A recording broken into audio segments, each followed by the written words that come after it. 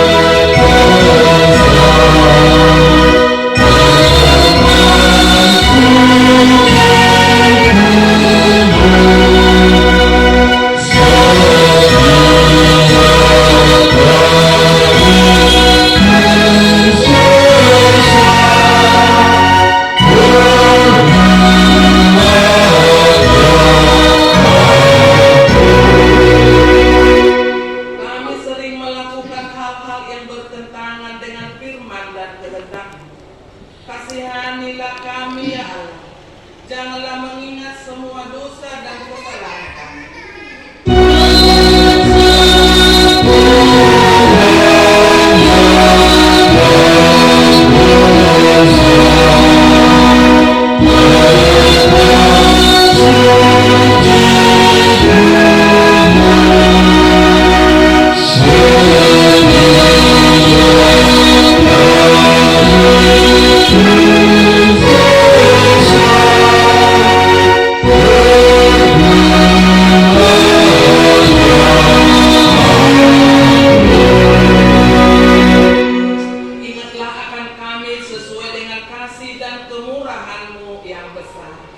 Tuntunlah kami ke jalan yang benar, dan ajarilah kami akan kebenaran-Mu, agar iman kami tetap teguh dan bertumbuh, serta senantiasa mengingat kasih setia-Mu, sebab Engkaulah Tuhan dan keselamatan kami, karena Anak-Mu Yesus Kristus Tuhan kami. Amin. Marilah kita dengarkan janji pengampunan dosa kita. Berbahagialah orang yang diampuni pelanggarannya, yang dosanya ditutupi. Berbahagialah manusia yang kesalahannya tidak diperhitungkan Tuhan, dan yang tidak berjiwa penipu. Kemuliaan bagi Allah di tempat yang maha tinggi. Amin.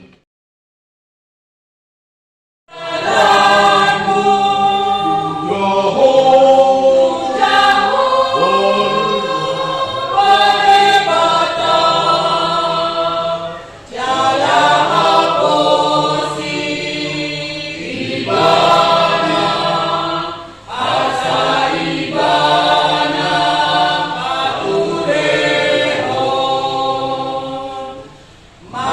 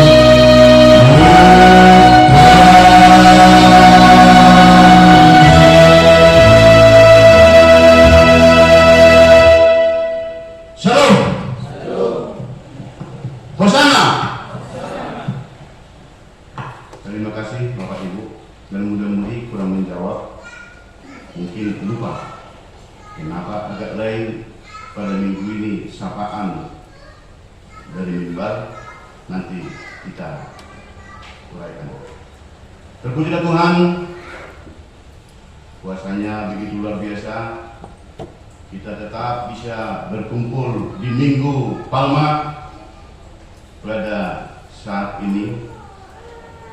Tidak terasa bergulirnya waktu itu, seperti baru kemarin kita tahun baruan.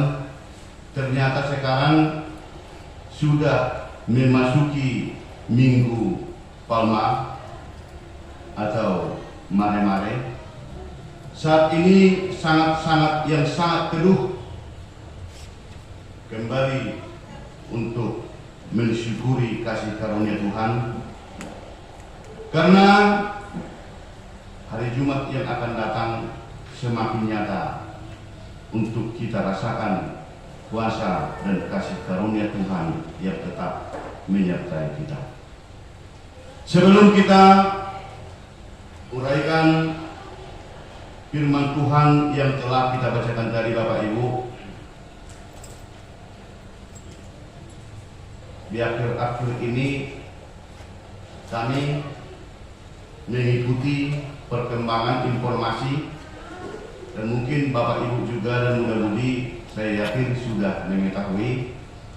Maaf, bukan saya bicara politik, tetapi ini kisah yang terjadi di akhir-akhir ini. Informasinya beberapa tahun yang lewat, sekitar 4 tahun yang lewat, ada suatu desa yang begitu sulit untuk mendapatkan jangkauan air bersih. Mereka begitu mengeluh di suatu kampung itu begitu sulitnya untuk mendapatkan air bersih. Ternyata ada seorang keluarga, seorang bapak mempunyai suatu cara mendengarkan keluhan daripada masyarakat yang tinggal di suatu desa itu,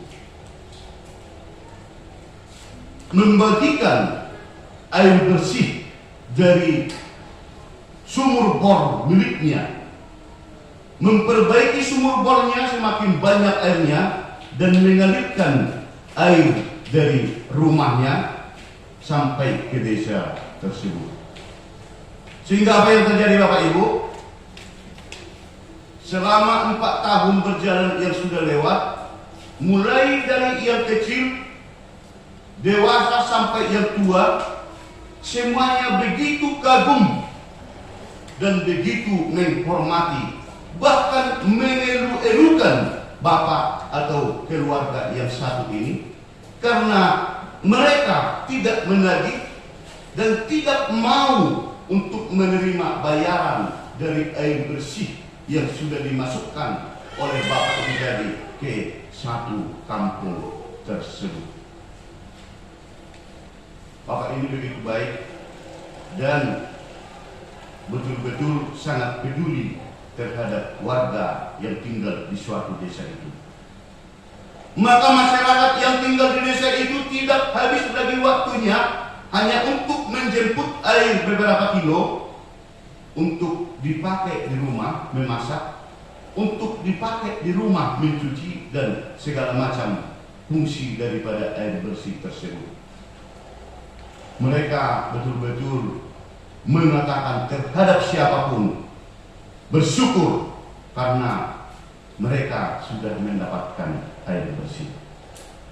Ternyata seturut dengan adanya pesta demokrasi di negara kita, di beberapa waktu yang lewat, Bapak ini ikut menjadi seorang calon anggota dewan. Sebelumnya beliau tidak pernah menyampaikan itu ada niatnya yang seperti itu, sehingga memasukkan air sumur, air bersih ke kampung tersebut. Apa yang terjadi? Sesudah tanggal 14 yang sudah lewat, ternyata dari begitu banyak warga yang tinggal di desa tersebut, hanya bisa dihitung dengan jari yang di tangan yang mau memilih Bapak ini tadi. Begitu ada pengumuman sah yang mau memilih dia, hanya tidak habis jari-jari yang ada di tangan ini. Itulah yang mengingat budi baik, etikat baik, kepedulian dan rasa kasih sayang yang ditunjukkan oleh Bapak itu tadi. Beliau menggiring ataupun istilahnya itu betul-betul memastikan berapa orang yang peduli dengan Bapak ini tadi. Tidak habis jari ini yang mau mengingat kebaikan Bapak itu tadi. Maka Bapak ini pun dipanting ataupun dinyatakan bisa dikatakan emosional yang tidak bisa diredam dan tidak bisa lagi ditahan. Maka Bapak itu pun langsung memutuskan air bersih yang ada dari rumahnya yang dibiayai oleh Bapak ini sampai ke desa tersebut. Maka masyarakat betul-betul merasakan kondisi yang sangat-sangat kecewa. Masyarakat setempat merasakan kondisi yang betul-betul tidak nyaman lagi, karena kembali lagi hanya untuk menjemput air minum untuk dipakai di rumah masing-masing, betul-betul mengalami penderitaan kembali. Walaupun keluarga daripada Bapak ini ada yang tinggal di suatu desa tersebut, Bapak ini pun tidak peduli lagi terhadap keluarganya yang tinggal di sekitar. Dari cerita itu, saya juga berpikir siapa yang salah di antara ini? Apakah Bapak itu ataupun apakah masyarakat yang tinggal di desa itu tadi? Kami juga memikirkan di mana letak kesalahannya ini tadi. Tetapi itulah yang dikatakan, yang dinyatakan. Bagaimana yang mungkin Bapak Ibu juga sudah pernah mendengarkan, karena itu viral di akhir-akhir ini kejadiannya di daerah Jawa di sana. Sangat berbeda sekali Bapak Ibu dengan firman Tuhan yang ada, yang sudah kita bacakan itu tadi. Kebaikan, kasih karunia, kedamaian, kesejukan yang terjadi, yang dikerjakan oleh Bapak itu tadi, membuatkan suatu bantuan, membuatkan suatu bukti nyata bahwa masyarakat sudah mendapatkan sukacita. Tetapi karena masyarakat itu tidak mengingat kebaikan Bapak itu tadi, langsung diputus. Hal itu berbeda sekali dengan yang sudah kita bacakan terkait dengan firman Tuhan yang telah kita bacakan juga. Bapak Ibu yang dikasihi oleh Tuhan, hal itu mengapa harus diceritakan, harus kita awali untuk mengetahui semakin mendalam firman Tuhan yang dibacakan sekarang. Karena secara pribadi Bapak Ibu, saya juga waktu masih PNB seperti mereka yang duduk di depan, saya juga sering komplain dengan pikiran saya. Cara komplainnya bagaimana? Apakah tidak ada lagi jemika yang mau disampaikan oleh para pembawa khotbah itu? Karena ini nyata. Mau Natal itu khotbah, itu yang disuarakan dari depan pembawa khotbah. Ini mau hari kematian, itu juga khotbah. Begitulah pergumulan di dalam pikiran saya waktu masih anak muda. Ternyata Bapak Ibu, saya yang keliru menafsirkan, saya yang kurang menguasai bahwa apa hubungannya khotbah ini di saat hari kematian dan di saat Natal. Karena itu sering ini menjadi nats khotbah kalau mau Natal dan di saat Natal. Begitu juga khotbah di saat mau merayakan hari kematian Yesus Kristus. daripada terdampak oleh seperti yang kami alami di saat masih anak muda dulu. Sekarang kita gali, kita pelajari untuk kita ketahui, oh di situ ternyata letaknya. Mengapa khotbah apa seperti yang sudah kita bacakan itu tadi, seperti yang dikatakan oleh ayat pertama, ketika Yesus dan murid-muridnya telah dekat Yerusalem dan tiba di Betfage yang terletak di Bukit Zaitun, Yesus menyuruh 2 orang murid-muridnya. Dan dengan dasar itu dibuatkan menjadi tema daripada ibadat kita. Lihat, rajamu datang kepadamu, atau idama naroma rajam tumopot ho. Ini tema yang familiar, tema yang sering dikumandangkan kalau Natal telah tiba. Ternyata itu pun sekarang dikumandangkan menjadi tema ibadat kita. Apa yang menjadi jawabannya? Mengapa seperti itu?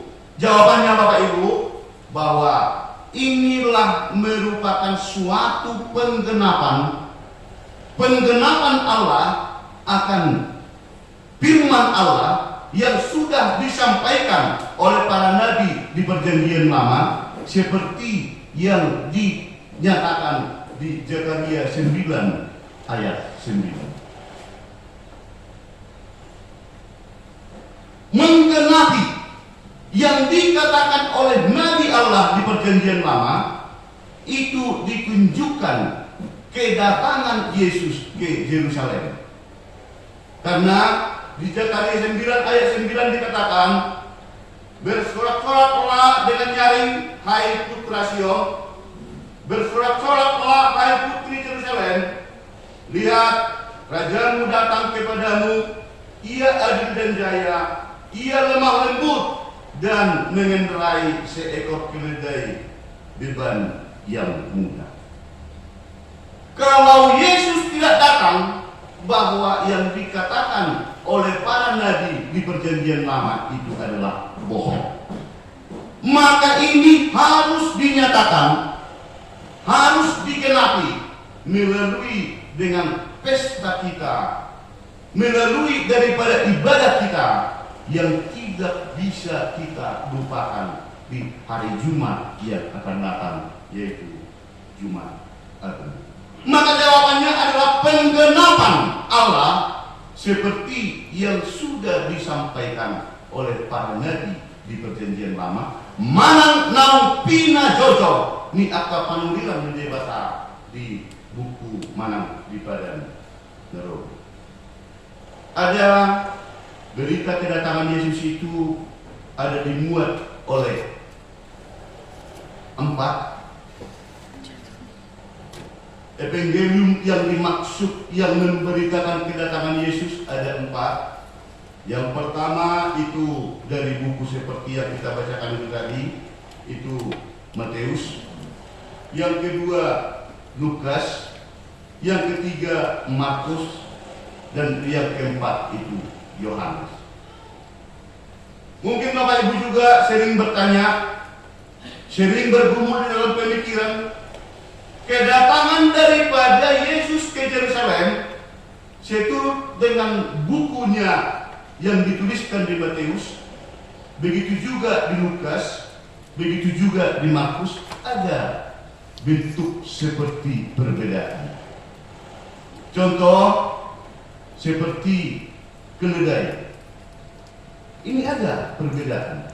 Di buku Markus, di buku Matius dengan di buku Yohanes itu ada perbedaan.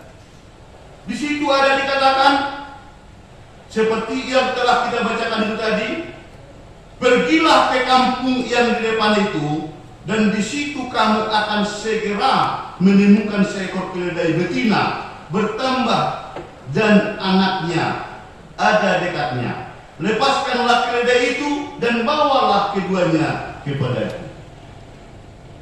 Nah, di situ. Kalau Matius mengatakan keledai dengan anaknya. Sementara kalau di buku daripada Markus berbeda. Begitu juga di bukunya Yohanes. Bagaimana kebenarannya ini? Apa bedanya yang dikatakan di bukunya Matius dengan Yohanes? Intinya Bapak Ibu, bisa kita perjelas. Ada beberapa item perbedaan kedatangan Yesus itu tadi, seturut dengan tulisan yang ada di Evangelium ini.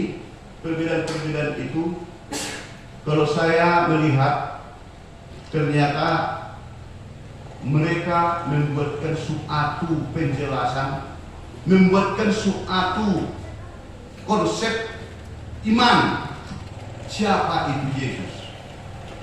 Karena mereka, Matius, Lukas, Markus, Yohanes bukan seorang wartawan. Mereka bukan wartawan yang bisa istilahnya itu menyatukan suatu perkataan yang sudah ada rilisnya. Apa yang dikatakan oleh Tuhan, di sini letaknya, maka ada perbedaan. Tetapi intinya bahwa fungsi, garis besar dan tujuan yang diceritakan mereka itu tadi, semuanya itu adalah suatu rangkuman yang besar. Tetapi cara penyampaian mereka yang berbeda, sama seperti kami. Andaikan ada suatu rilis atau suatu kejadian yang diberikan secara garis besarnya, si A membuatkan judulnya seperti ini, si B membuatkan seperti ini, si C membuatkan seperti ini. Maka tidak menjadi suatu problem ataupun suatu yang menjadi suatu pergumulan berat, kalaupun ada perbedaan seturut dengan kedatangan Yesus ke Yerusalem yang menaiki keledai. Yang kita garis bawahi, tidak ada di antara mereka bahwa Yesus bersama dengan murid-muridnya datang ke Yerusalem menaiki kuda. Tidak. Tetapi semuanya mengatakan kedatangan Yesus bersama dengan murid-muridnya adalah naik keledai. Di situ dia Bapak Ibu yang sangat-sangat kita lihat.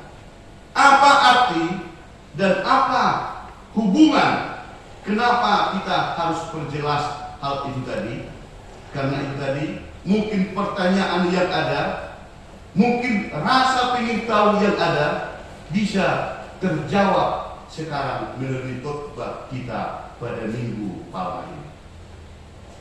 Bapak Ibu yang dikasihi Tuhan, di minggu ini mempunyai suatu hikmat yang begitu besar, karena mempunyai ada pesan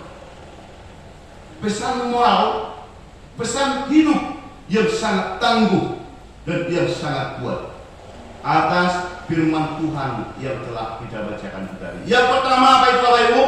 Yang pertama sekali dari kita lihat dari yang sudah kita bacakan tadi, yang pertama sekali adalah kita garis bawah dan kita ingat adalah ketaatan yang berkomitmen.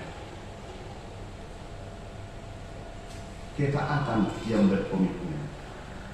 Apa dasar kita mempunyai suatu pesan dari Allah, pesan dari Tuhan untuk kita pegang di dalam perjalanan hidup kita mulai saat ini, bahwa Yesus menyuruh muridnya untuk pergi dan mengatakan, pergilah ke kampung yang di depanmu itu, dan di situ kamu akan segera menemukan seekor keledai betina tertambat dan anaknya ada dekatnya.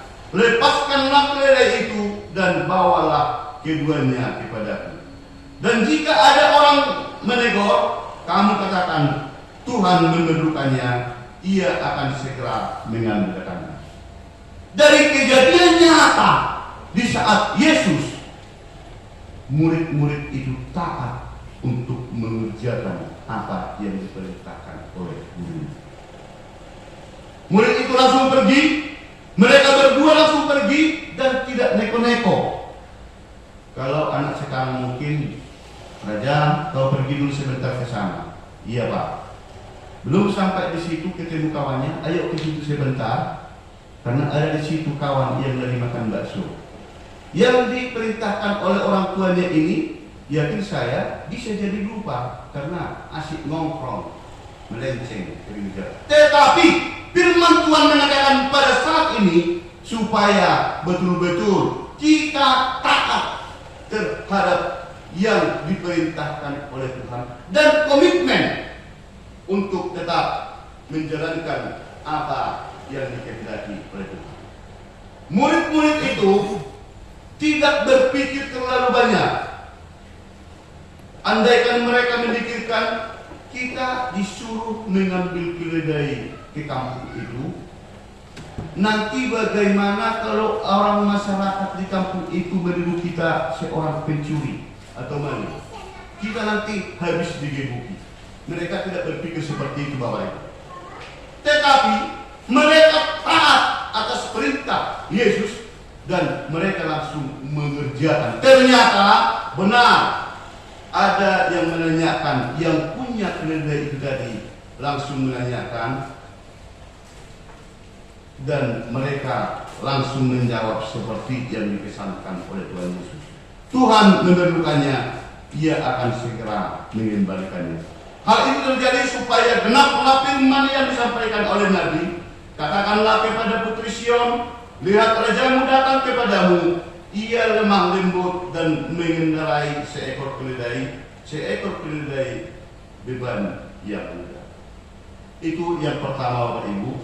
Berarti pesan iman pada kita sekarang, taatlah tetap kepada yang dikehendaki oleh Allah. Dan yang kedua Bapak Ibu, keyakinan dan kepercayaan bahwa Yesus itu datang membawa kedamaian. Mengapa itu menjadi pesan bagi kita? Supaya semakin yakin, supaya semakin percaya. Karena mengapa Yesus harus naik keledai?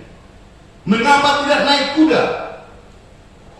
Bahwa dari dasar itu kita mendapatkan suatu oleh-oleh besar, suatu pesan moral yang besar, bahwa Yesus datang bukan datang membawa kekuasaan. Yesus datang bukan membawa kesombongan. Contoh, kalau ada perang, maka panglimanya di depan akan naik kuda. Tetapi berbeda dengan kehadiran Yesus ke Yerusalem, itu adalah naik keledai. Maka sering dibuatkan itu, kalau keledai itu Bapak Ibu, simbol dari kedamaian. Simbol dari kedamaian. Itu maka dikatakan Yesus datang dengan naik keledai.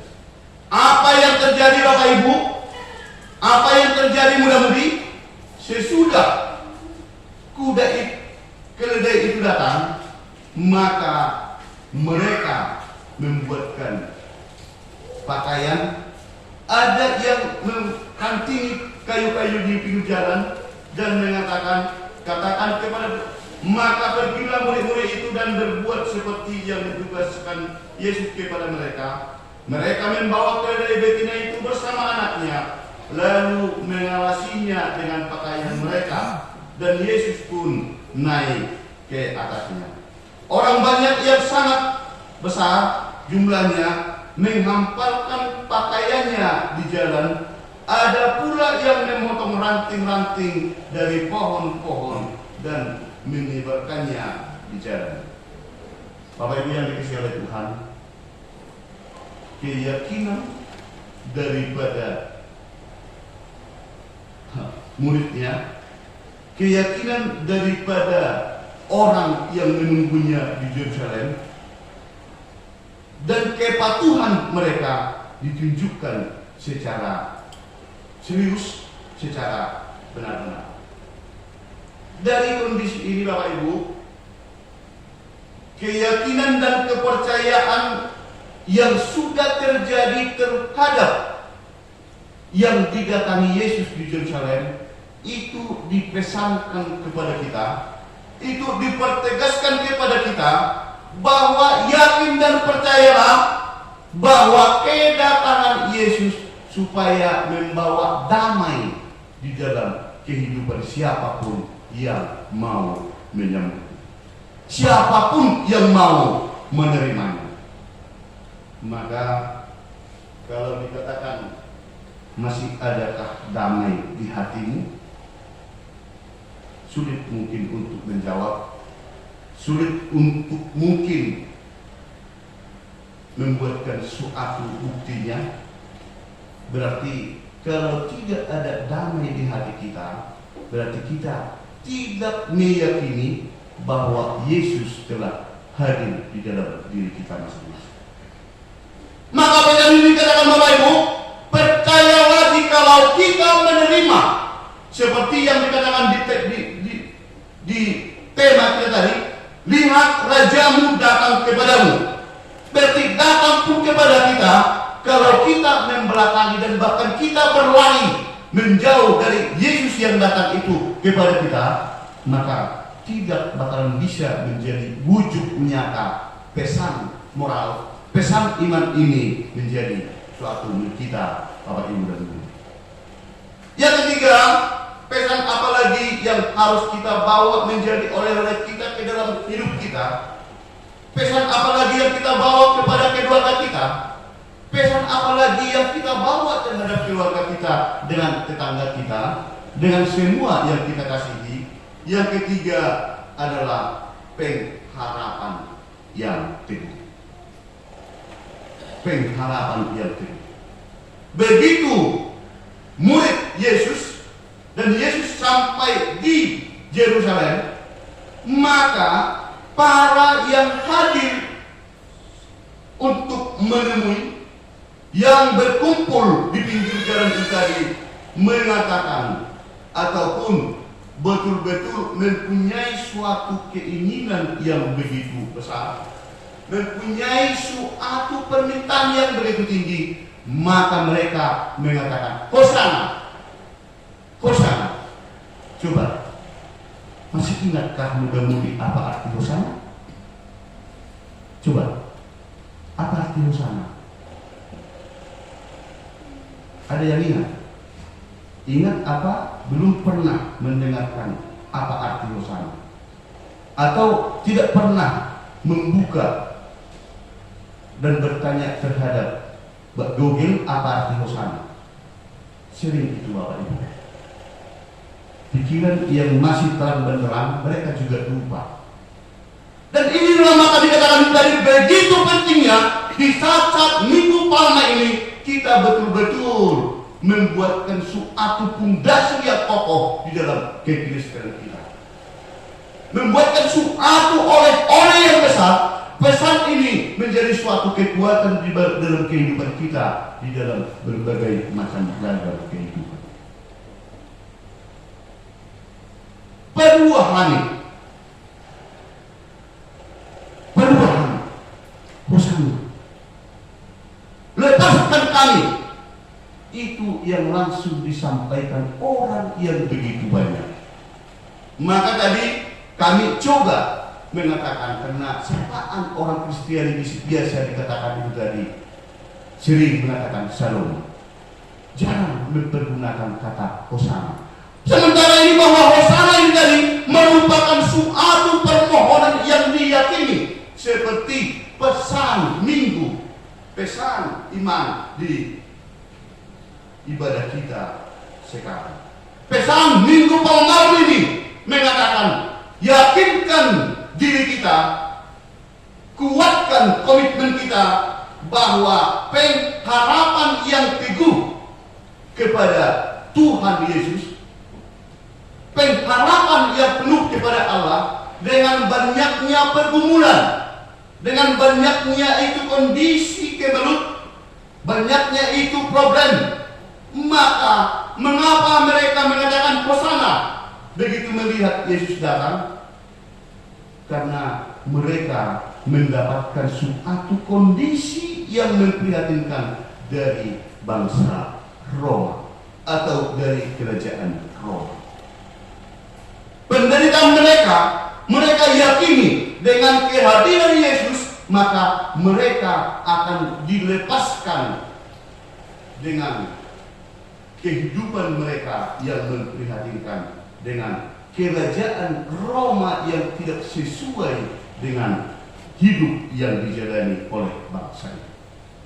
Dan itulah yang disampaikan kepada kita Bapak Ibu pada Minggu Palma ini. Mungkin ada di antara kita Bapak Ibu yang mengalami pergumulan yang berat di dalam kehidupan. Mungkin ada itu kondisi yang mengalami yang tidak stabil di dalam keharmonisan rumah tangga. Mungkin ada pergumulan di dalam mencari pekerjaan yang tidak bisa menaiki jenjang untuk lebih baik. Mungkin ada di sekolah muda-mudi yang belum kelar dan mempunyai tekanan. Di sini kita diajak katakan dengan Tuhan Yesus, Hosana, Hosana, lepaskan kami. Apapun pergumulanmu muda-mudi, apapun pergumulan kita aman, apapun kebenaran kita hilang, dan apapun kesusahan kita, sampaikan kepada Yesus bahwa kita untuk diselamatkan. Palua hamisan hamaronom, lepaskan kami dari kesulitan ini. Jikalau kita dengan tulus menyampaikan, yakinlah Tuhan akan menyatakan dan mensempurnakan kasih karunia-Nya kepada kita. Maka mari kita sama-sama mengucapkan Hosana 3 kali kepada Tuhan, supaya Tuhan semakin melihat dan memberikan berkat karunia-Nya kepada kita. Apapun yang kita kerjakan, yang kita pikirkan, dan yang akan kita lakukan. Kita sama-sama mengucapkan Hosana 3 kali. Hosana, Hosana, Hosana. Tuhan memberkati kita yang kami, firman-Mu berkata.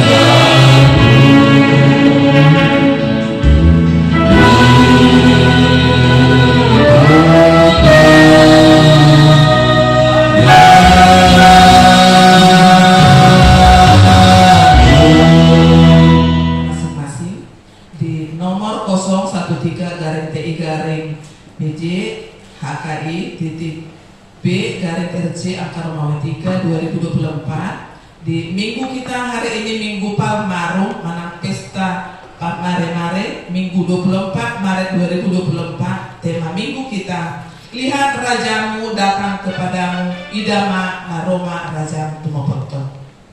Selanjutnya di jadwal ibadah kategorial dan latihan kor vokal di gereja evangelisasi Manang Pertaniangan seluruhnya telah tercantum di situ. Statistik kehadiran di minggu yang lalu berjumlah 29 orang. Selanjutnya di titik Manang pengumuman ibadah minggu dengan mengucap syukur kepada Tuhan, dihimbau kepada semua agar semakin rajin beribadah di gereja serta mengikuti ibadah kategorial. Ibadah masuk pukul 10.30 dilayani oleh pimpinan dan unsur pimpinan Majelis Jemaat HKI Penerangan. Sarana dan prasarana pelayanan HKI Penerangan. Pimpinan Majelis Jemaat HKI Penerangan menyampaikan terima kasih banyak kepada seluruh jemaat dan simpatisan yang tetap setia beribadah di rumah dan di gereja, yang dapat berbagi kasih menyampaikan persembahan bulanan dan ucapan syukur kepada Tuhan melalui HKI Penerangan. Doa kita, Tuhan semakin memberkati kita semua dan Tuhan menambahkan rezeki keluarga kita. Untuk yang selanjutnya di ibadah Kamis Putih kita laksanakan di rumah itu pada tanggal 28 Maret 2024. Kita laksanakanlah di rumah masing-masing. Tata ibadah akan dikirim melalui grup WhatsApp kita. Di Jumat Agung tanggal 29 Maret 2024 kita akan laksanakan ibadah di gereja ini masuk pukul 10.30 seperti biasa. Selanjutnya ibadah mengenang dan mengikuti detik perjalanan penyaliban Tuhan Yesus di kayu salib. Kita akan laksanakan Manang Marulau Nahohom masuk pukul 10.04 Manang jam 2 sore. Dihimbau kepada seluruh jemaat agar membawa persiapan bekal untuk makan siang kita agar jangan terlambat untuk ibadah yang kedua. Di minggu subuh, minggu 31 Maret 2024 kita akan laksanakan ibadah subuh di gereja ini mengenang kebangkitan Yesus Kristus Manang Marbuha Hijau masuk kita pukul 5 pagi. Ibadah Paskah pertama Manang di minggu 31 Maret 2024 kita akan laksanakan ibadah Paskah menggunakan bahasa Batak Toba. Di renungan harian Sembi memang Alkitab satu mingguan nunga adong sebagai panduan dihita kalian partikian lah menabur hapur seota marhite naung di jatuh kondisi. Laporan keuangan mingguan tertulis di Imamat 10 ayat 5. Apabila kamu mempersembahkan korban keselamatan kepada Tuhan, kamu harus mempersembahkannya sedemikian hingga Tuhan berkenan akan kamu.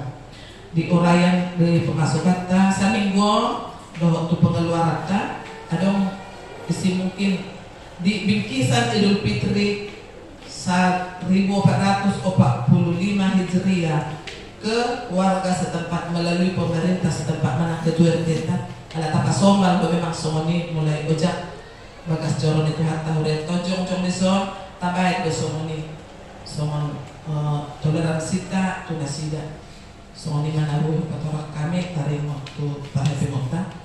Jadi di pengeluaran P doh rekapitulasi di saldo kasta mengatur tradisi saluhutna doh di kas pembangunan meluadong nasalah menulis sok kami atau dikoordinasi atas apati kos tu kami guna nengro di kolom na adong tertulis tentang desi tentang matabuan di bagian sarta nyangka adong surat na masuk ala nang sadong laporata di ketik natuare adong surat undangan dari Komisi Perempuan Persekutuan Gereja-Gereja di Indonesia Komper PGI Wilayah Jambi 21 Maret 2024 nomor 21 Komper 2024 perihal undangan ibadah kepada yang terhormat Ibu Gembala Ketua Wanita di tempat. Salam, salam dalam kasih Tuhan Yesus, Tuhan kita Yesus Kristus. Puji syukur kita panjatkan kehadirat Tuhan Yesus Kristus atas kasih dan anugerahnya bagi kita semua. khususnya Komisi Perempuan PGW Jambi, semua dalam keadaan sehat. Kami mengundang Ibu Gembala, Ketua Wanita beserta anggotanya untuk dapat hadir dalam ibadah ucapan syukur Komisi Perempuan pada hari tanggal Selasa 26 Maret 2024 pukul 15 sampai 17 WIB, tempat Gereja GBI MPI Ceria Jambi, alamat Jalan Hayam Wuruk RT 22 Kelurahan Cempaka Putih atau di samping BTN Syariah Cilutung. Demikian undangan ini kami sampaikan. Atas perhatian dan kehadirannya kami ucapkan terima kasih. Tuhan Yesus memberkati kita semua. Salam. Dalam pelayanannya, Ketua Komisi Perempuan PGW Jambi, Pendeta Herni Binawa STH, Sekretaris Komisi Perempuan PGW Jambi, Ibu Maya Ratu, mengetahui MPH PGW Jambi, Pendeta Walsen Nabitu STH MA. Jadi anon menangna masuk ibadah di guru ni pumata ina isi akan namui doh asa berkoordinasi kita melalui grup soalnya menabui bapak kami sautik tarik waktu undangan. Tahun peningkatan spiritualitas HKI 2024 tertulis di Galatia 2:10 dan bahwa tidak ada orang yang dibenarkan di hadapan Allah karena melakukan hukum Taurat adalah jelas, karena orang yang benar akan hidup oleh iman. Pimpinan jemaat, Parhalado beserta majelis jemaat HKI Penerangan mengucapkan selamat mengikuti ibadah dan memaparkannya, serta selamat ulang tahun bagi yang merayakannya seminggu yang lewat. Tuhan Yesus Kristus memberkati kita semua. Salam. Yang membawakan doa Tuhan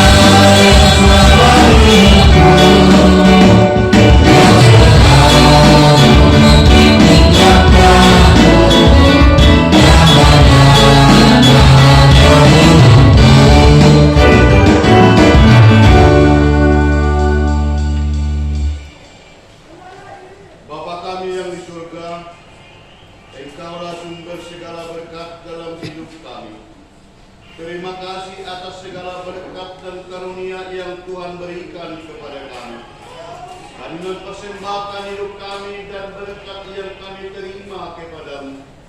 Terimalah ini menjadi persembahan yang harum di hadapanmu. Berkatilah persembahan ini dan ajarlah kami mempergunakannya menyatakan kerajaan-Mu di tengah-tengah gereja-Mu dan untuk dunia ini. Bukalah hati dan pikiran kami agar senantiasa bersukacita memberikan persembahan kudus dan kemuliaan nama-Mu. Ya Tuhan Allah Bapa kami yang di surga, Allah yang Maha Pengasih dan Maha Pemurah, Engkau senantiasa mengasihi dan menolong kami orang-orang berdosa dan hina ini. Engkau mengutus anak-Mu yang tunggal Tuhan Yesus Kristus ke dunia ini, menderita, sengsara, memikul amarah dan hukuman, agar kami bebas dari kuasa dosa, iblis dan kematian. Dialah yang menggantikan kami menerima hukum akibat dosa kami, supaya kami hidup dan memperoleh kebenaran di hadapan-Mu oleh darah-Nya yang kudus. Oleh karena itu, kami mempersembahkan puji-pujian dan syukur kepadamu ya Tuhan, karena kasih-Mu yang tidak berkesudahan. Kami memohon kepadamu ya Allah, berilah kekuatan dan kemenangan kepada kami melawan musuh-musuh kami. Ingatlah kami selalu dengan Roh Kudus-Mu untuk memahami dan menghayati sengsara dan penderitaan anak-Mu Yesus Kristus Tuhan kami. Tolonglah kami untuk tetap setia mengikuti Engkau dengan meninggalkan segala dosa kami. Sertailah kami senantiasa untuk hidup dalam firman-Mu. Teguhkanlah iman dan pengharapan kami kepadamu. Demi anak-Mu Yesus Kristus Tuhan kami. Amin. Mari kita sama-sama berdoa-doa. Bapa kami yang di surga, dikuduskanlah nama-Mu, datanglah kerajaan-Mu, jadilah kehendak-Mu di bumi seperti di surga. Berilah kami pada hari ini makanan kami yang secukupnya, dan ampunilah kami atas kesalahan kami, seperti kami juga mengampuni orang yang bersalah kepada kami. Dan janganlah membawa kami ke dalam pencobaan, tetapi lepaskanlah kami daripada yang jahat. Karena Engkau yang punya kerajaan dan kuasa dan kemuliaan sampai selama-lamanya. Amin. Mari kita pulang membawa damai sejahtera yang dari Allah. Tuhan memberkati kita dan melindungi kita. Tuhan menyinari kita dengan wajah-Nya dan memberi kita kasih karunia. Tuhan menghadapkan wajah-Nya kepada kita dan memberi kita damai sejahtera. Amin.